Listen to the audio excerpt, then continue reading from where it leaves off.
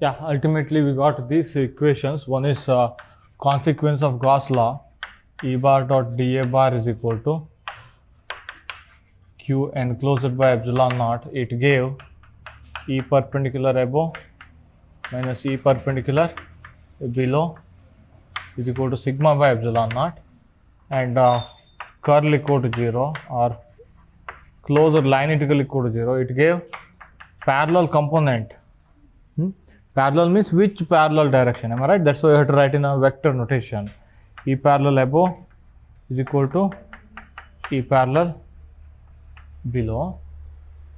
So then we got one more. Again, this whole thing can be written as dou V above by dou n minus dou V below by dou n. That's equal to minus sigma by epsilon naught. We got one more negative sign. We have taken right hand side. Okay. So then last one, V above is equal to V below. Potential is always continuous. Okay. So try to apply this one. I think 30th problem. Okay, 2.30. It is to apply this boundary condition or cross check them for whatever problem we have done. Okay. Now,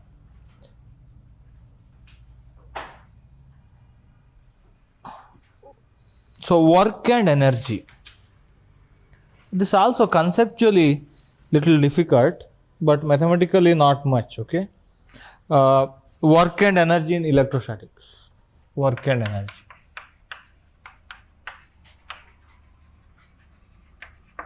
Work and energy in electrostatic. Now, so how do you define a work done? Suppose if you are moving a charge from point A to point B, then work done is integral A to B force F dot dl. Am I right? F dot dl. Now, how do again? I mean, usually whatever the charge we move, that is a test charge. Okay, source charges will never move. Okay, our idea is we have source charge Q1, Q2, Q3, Q4 and so on. Okay, so we have a test charge Q here. We are moving test charge. Okay, we are finding what is the work done on test charge or what is the work done in moving the test charge. Okay, from point A to B. So now, what is that force now? F dot dl. That is force that you applied. Right, on that Q to move the charge, so that work done by you, isn't it? Suppose for a time sake, let me take all of them as so them are positive.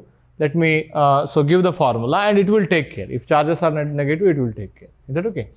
So now look at here. Usually, suppose how do you define your force on your test charge that you are moving? So test charge into your electric field. Am I right? Test charge into electric field. So now look at here. So this is actually force on a test charge. Q into E is the force on test charge. Am I right? Q into E, that is a force on test charge. So but you have to apply opposite force to move that one. Suppose if you are moving a charge from infinity to at some point due to positive charge. Okay, suppose I have plus Q here.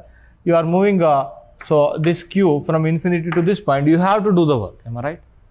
Or you have to apply force opposite to the electric field, or you have to apply the force opposite to the force experienced by the charge, isn't it? So that's why. So what you have to take here is, so you have to take, I mean, whatever the force that you apply, that will be minus Q into E. Q into E is force on the charge. That's what we say. Am I right? That's not force applied on the charge to move. Let me take positive charges. Formalism will take care of negative charges. Okay, let me take, this is also positive, this is also positive, you are moving this one. Okay, so now next one. So once I substitute this one, work done is equal to integral minus A to B Q into E dot dl. Am I right? Obviously we call this one as conservative force, conservative field, like that. Am I right? Why? Our work done is independent of the path taken. You can see it is converted into your electric field line integral. Electrostatic field line integral is independent of the path, isn't it? So now that is Q into minus A to B E bar dot dl bar. What is this one?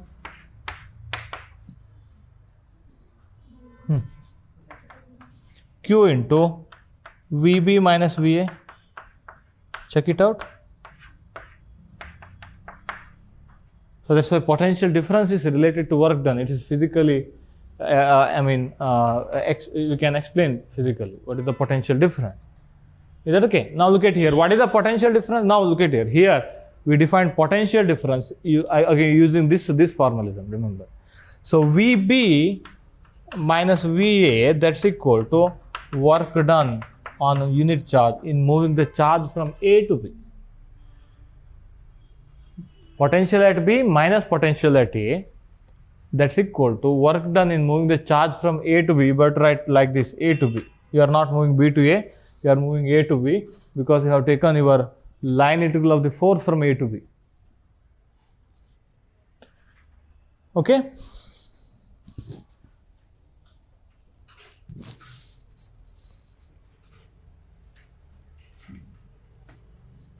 Write one sentence, potential difference between, look at here, he calls this one as potential difference between A and B. VB minus VA, he calls that one as potential difference between A and B, not B and A. Are you getting my point? Usually I think in exam they will mention difference. Otherwise if I say potential difference between A and B, whether you take VB minus VA or VA minus VB. If suppose answers with variable sign, then what will you do? Okay, usually they have to mention. Okay, write down potential difference between points A and B. Potential difference between points A and B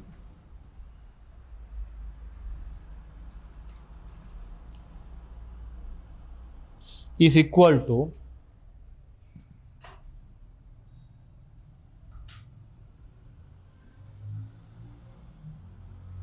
work per unit charge is equal to work done per charge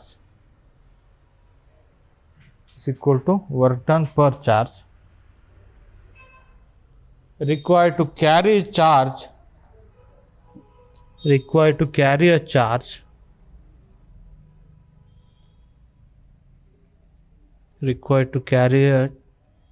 from A to B. From A to B. Write those A and B in vector notation because they are positioned in space.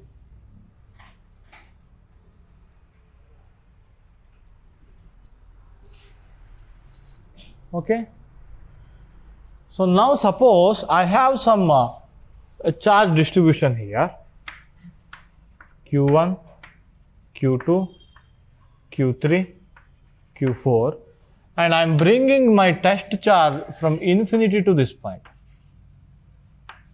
I'm bringing my test charge from infinity to this point. What is initial point? Infinity. What is final point? This point, somewhere B. Okay. So what is so this was initial point. This was final point. Am I right? This was initial point. This was final point. Work done in moving the charge from infinity to B. Can I say like that? Infinity to B or infinity to some R. Let me write like this. I better write like this. Suppose somewhere I am going to choose the origin and I'll take look at here. I'll take this one as R. Is that okay? I'm moving it from infinity to R. Again, I'm just applying A to B. A is infinity, B is R. That will be Q into V R minus V infinity. Work done in moving the charge from infinity to that point. Is that okay? So now for finite charge distribution, this is 0. Isn't it? Potential at infinity, you can choose that one 0. So V at infinity is equal to 0 for finite charge distribution. That's why, look at here. Now we can define potential using this one, isn't it? Work done is equal to Q into VFR. Work done in moving the charge from infinity to point R in space, that is equal to Q into potential at that point. Q into potential at that point.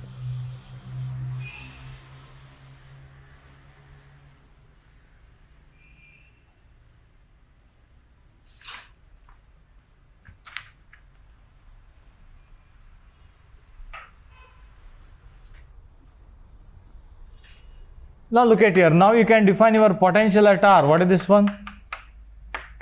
You better write infinity to R, because you will forget. What is that work done? Work done in moving the charge from infinity to R, isn't it? Now look at here.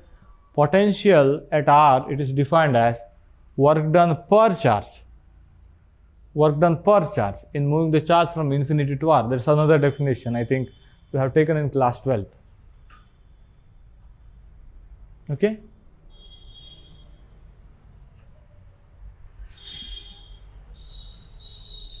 Now again let me just see this one, okay.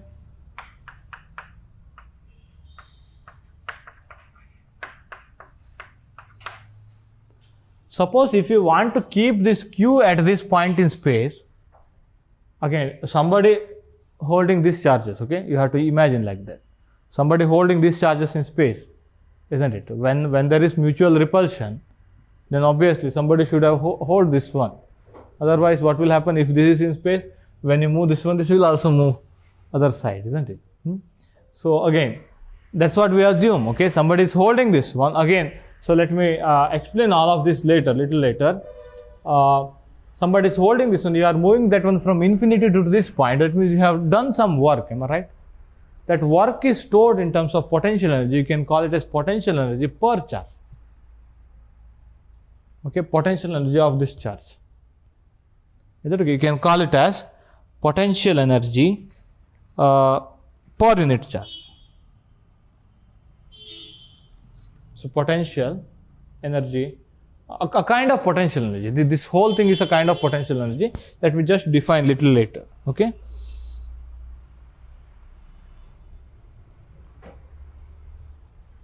Yeah. So this is the potential definition. Another potential definition. Now look at here. This is not total potential energy. Okay. Total potential energy of the configuration is different. Now I am going to define that one.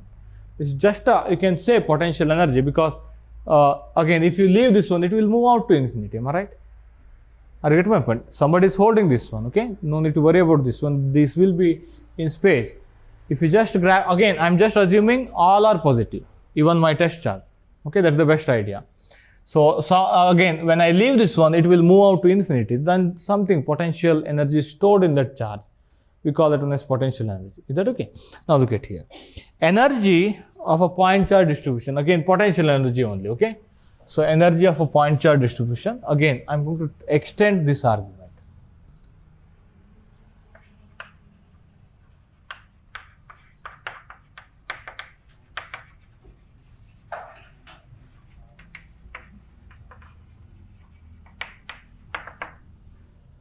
So this also needed. Suppose I have three charges, okay? So let me take three charges in space. Q1, Q2, Q3. Is that okay? Three charges in space.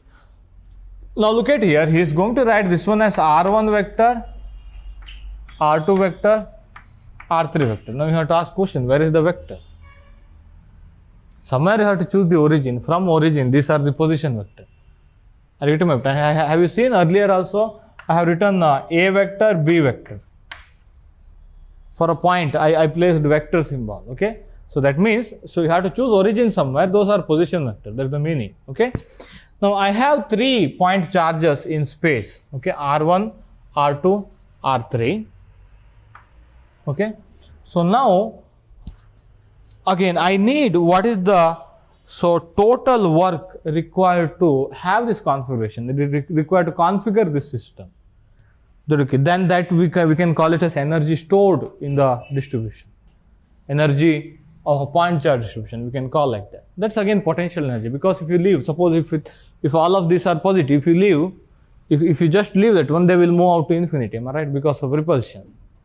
Okay, that's potential energy only, but we call it as total electrostatic energy stored in the configuration.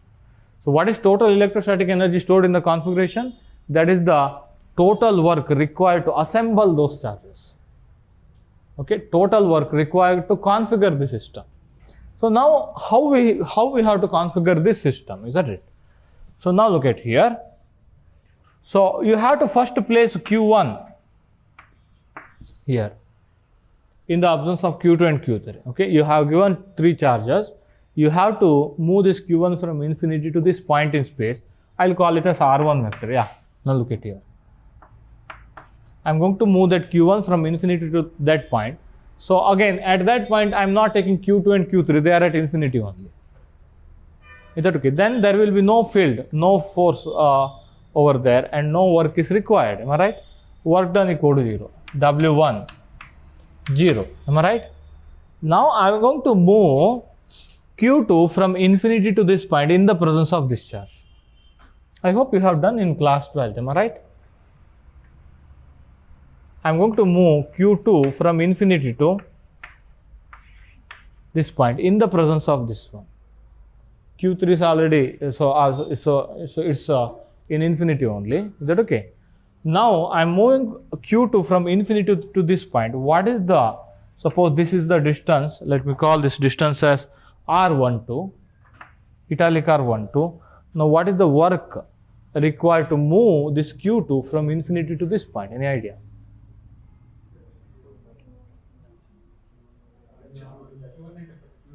You have to use that one. Is that okay?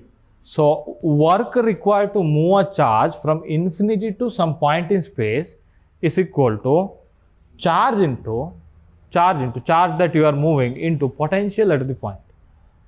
Am I right? Work done required to move capital Q from infinity to point R in space, that's equal to Q into potential at R in space due to rest of all charges. Is that okay? That's why. What is the potential at this point? Again, if you have any potential at this point, that should be due to this one. Am I right? What is the potential at R2?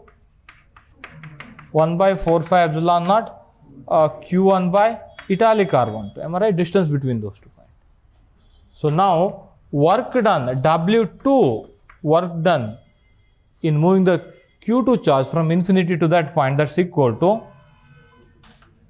Q2. That is now it will act like your capital Q. You are moving from infinity to this point, Q2 into V at R2. Can I write like this?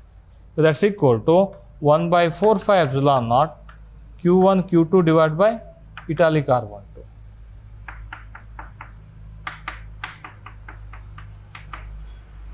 That is the second work done. W1 equal to 0. W1 equal to 0. Okay? Now, in the presence of these two, I assembled these two. Now I have to assemble this one.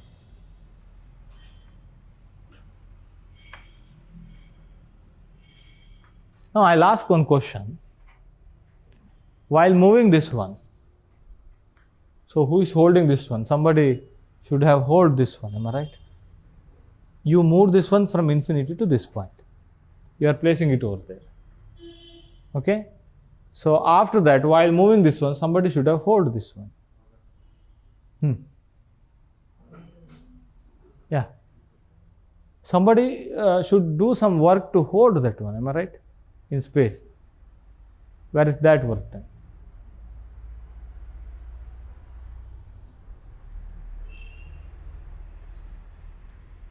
You have calculated only work required to move this charge, isn't it? Try to answer. Yeah. Okay, this is so. Which one?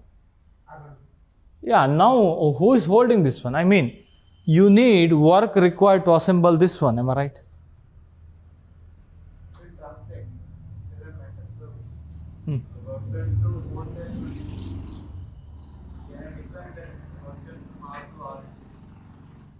Work done from?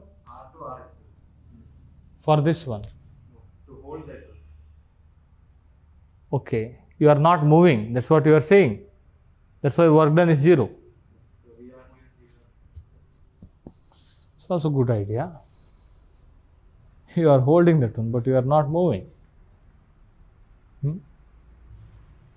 Yeah. Wait a second. So now next one, look at here, Q3, you are moving again from infinity to this point in the presence of these two charges.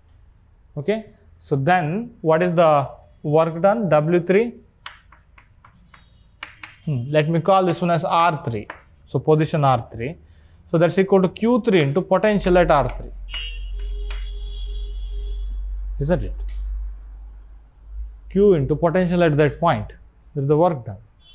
So now what is the potential at this point? That is due to these two charges, am I right? What is this charge? Italic R, 1, 3, italic R, 2, 3. What is V at R3? Potential at this point due to these two? So that's why W3 is equal to 1 by 4 phi epsilon naught a Q1 by italic R 1, 3 plus 1 by 4 phi epsilon naught Q2 by italic R 2, 3, and the whole thing is multiplied by Q3. Check it out. When I add all of those work, I hope you have done this one in class 12, isn't it? In class 12, we did this one. Just revise. Okay. Now, total work required to assemble this configuration, that's equal to W1 plus W2 plus W3. W1 equal to 0. W2 is equal to 1 by 4 phi epsilon naught Q1 Q2 divided by R12 plus 1 by 4 phi epsilon naught Q1 Q3 divided by R13 Q1 Q3 divided by R13 plus 1 by 4 phi epsilon naught. So Q2 Q3 divided by R23. Write in that order only, okay? 1, 2, 1, 3, 2, 3. You will get to know why I'm writing that in that order, okay? It's not random again.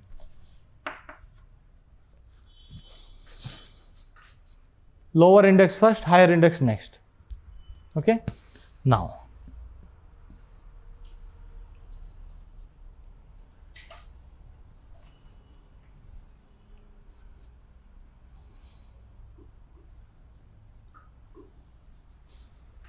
so suppose I have n number of this kind of point charges, then how do you generalize this statement?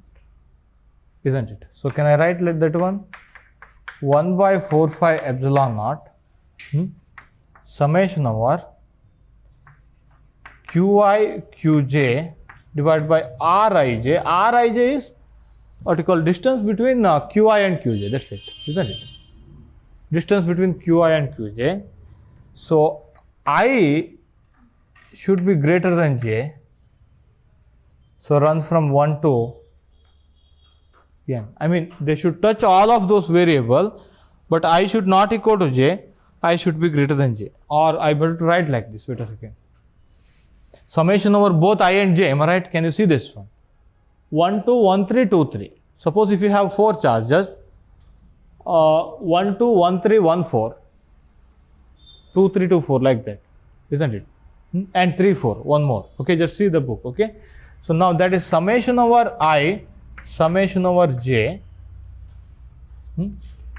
Qi, Qj, italic R Ij, but I should be greater than j. So you have to mention somewhere. No, j should be greater than I. Am I right? So I have taken like that. Okay. J, which is greater than I will run from 1 to n. J should also run, but it should be greater than I. All possibility. That is the generalization. Okay. J should also run, all possibility. Now look at here. J will never be 1 here in this one. Alright. J will never be 1 over there. Just observe that.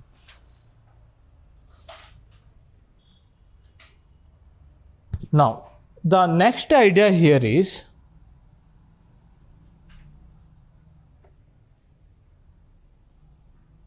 this whole thing, just let me just take this idea. What I do here is Q1 Q2 divided by R12. Along with that one, I'll write Q2 Q1 divided by R21. I'm going to add those things as extra. What I do here is, so whatever I have here, I'm going to add 1 by 4 phi epsilon naught Q2 Q1 divided by R21. R21 is same as R12. Similarly, I'm going to add 1 by 4 phi epsilon naught Q3 Q1 divided by R31. Like that, I'm going to add them again. But, so change of index. I'm going to reverse the index and I'm going to add the same. So then, what I get here is I'm going to get double the work that earlier. Am I right? So then I'll divide by 2. Summation over I, summation over j. Okay. Now I and j can be anything. Remember, qi qj divided by rij, but j not equal to I. Now I don't have R11, R22 like that, but I have R12 as well as R21. Isn't it? Now you will get all possibility. But I not equal to j. N charges, suppose. Is that okay? Are you getting the idea? Adding them twice, or let me just give you this one. 1 by 4 phi epsilon naught. What was this one? Q1 Q2 divided by R12 plus Q1 Q3 divided by R13 plus Q2 Q3 divided by R23. So what I do here is, what I have done here is, okay, so in this one, j is greater than I. Second index is greater than first index. Is that okay? In this one, what I do here is I'm going to put half outside. I'm going to make it double. Q1 Q2 divided by R12 plus Q2 Q1 divided by R21. R21 is same as R12. Similarly, Q1 Q3 divided by R13. Can you see that? Yeah. So plus Q3 Q1 divided by R31 plus Q2 Q3 divided by R23 plus Q3 Q2 divided by R32. Okay.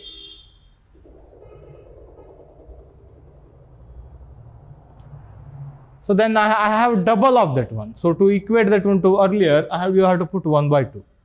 So that is the change here. J greater than I, but I am taking j greater than I as well as less than I. So j not equal to I. Okay, this summation takes j greater than I as well as j less than I.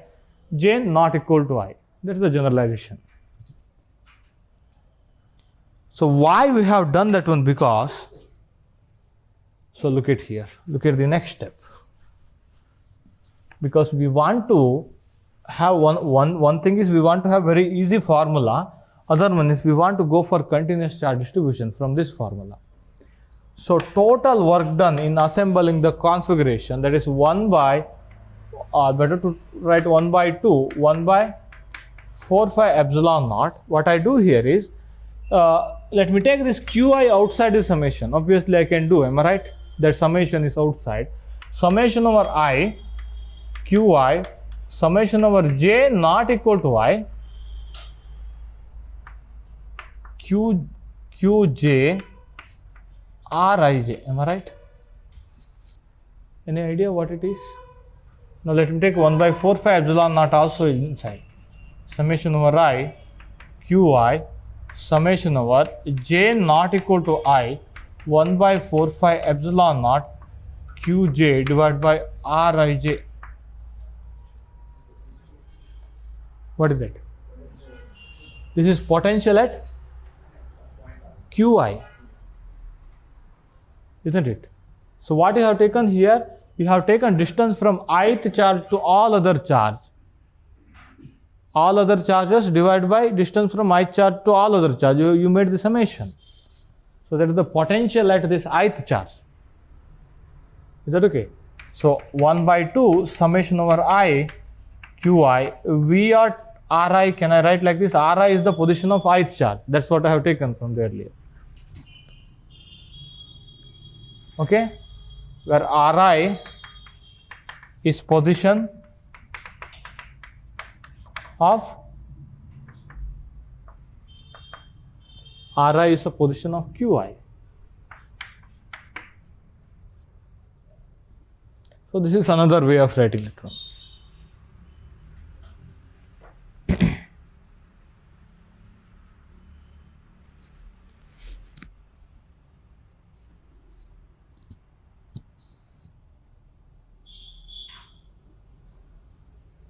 So he is saying energy stored in the configuration is not using potential energy, because we may get confusion with the potential, electrostatic potential V. Okay, but that is potential energy only.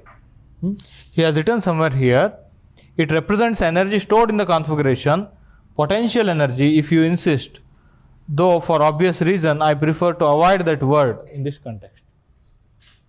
Okay, so because to avoid the confusion with the electrostatic potential, actually this is total potential energy in the system, because when you leave them they will fly apart or they will move on, isn't it?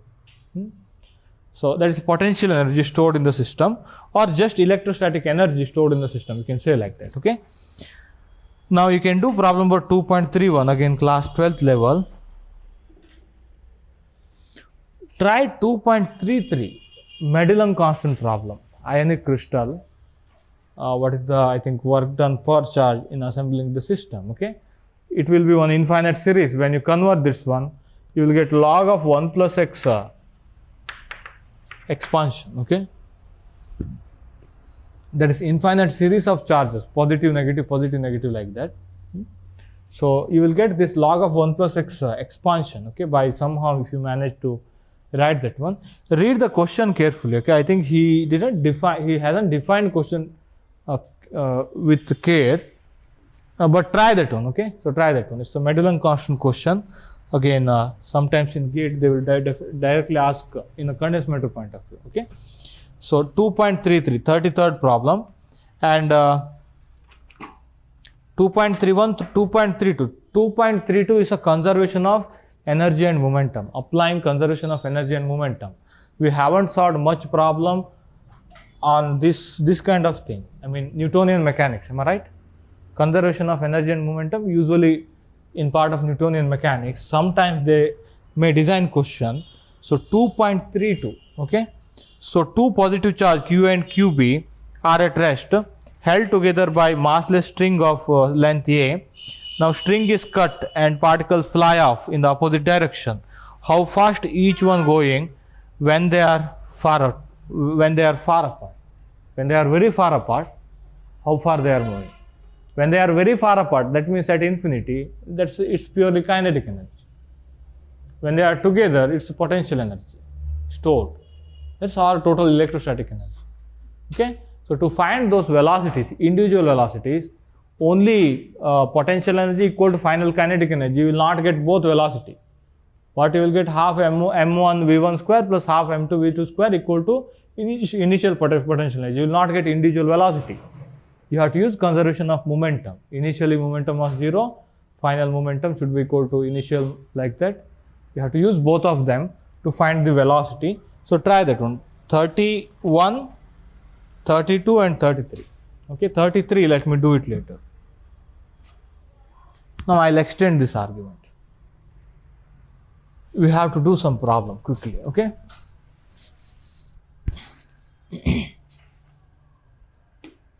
He's talking about one inconsistency. Let me just avoid those things, and he explained in the further chapters.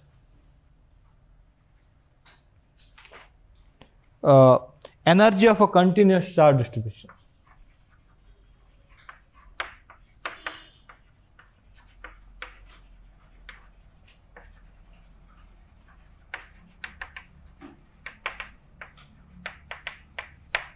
Energy of a continuous charge distribution.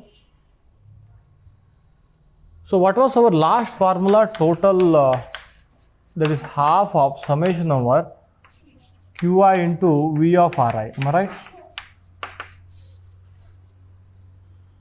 Now we can extend that one in terms of integral. So let me divide my total continuous charge distribution into dq. Is that okay? And V is the potential at the point of dq.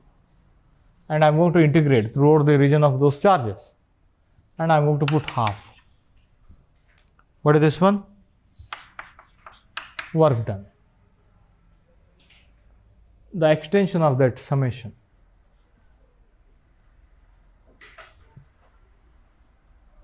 Yeah. Any problem with the video?